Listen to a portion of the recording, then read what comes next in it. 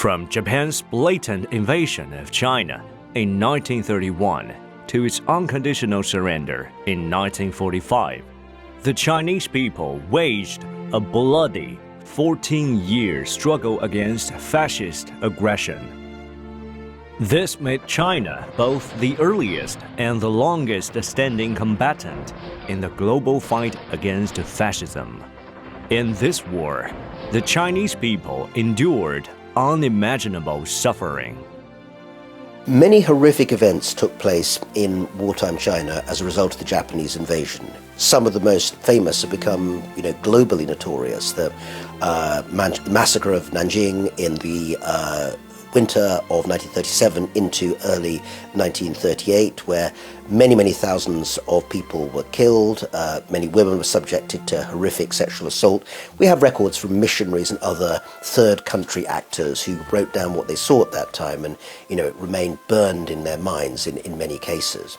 Statistics show that of the 22 million square kilometers encompassed by the theater of World War II, more than 6 million were in China.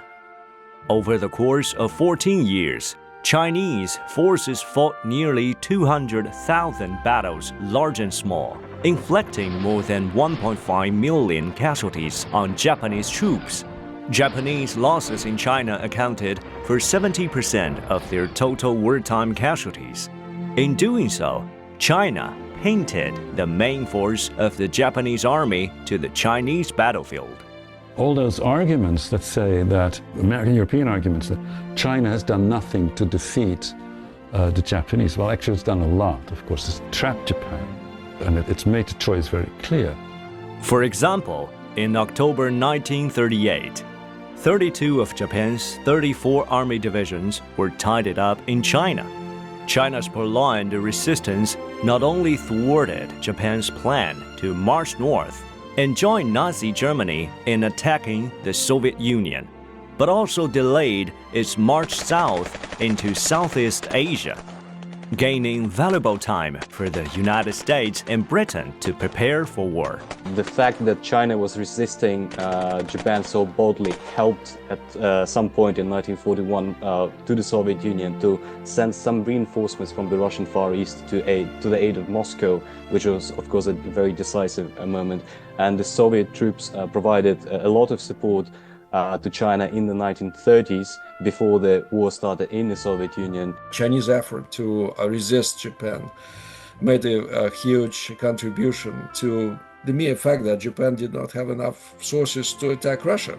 Or I can imagine how difficult it would be for us to resist Nazi Germany and Japan. Between 1941 and 1945, 57% of Japan's military budget went to the war in China, more than double the 25% spent against the United States and Britain.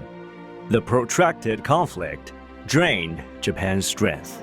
As historian Kikuchi Kazutaka observed, after the Battle of Wuhan, the Japanese army became locked in a stalemate with Chinese forces, sinking irretrievably into a quagmire from which it could only escape through defeat.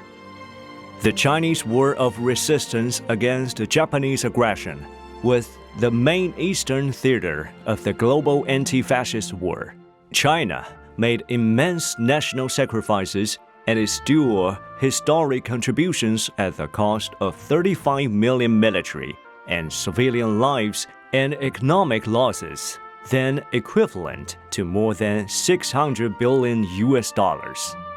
Through its protracted resistance, China tied down Japan's main forces, completely derailed its global plans for aggression, fundamentally crippled its war-making capacity, and profoundly shaped the course and outcome of World War II.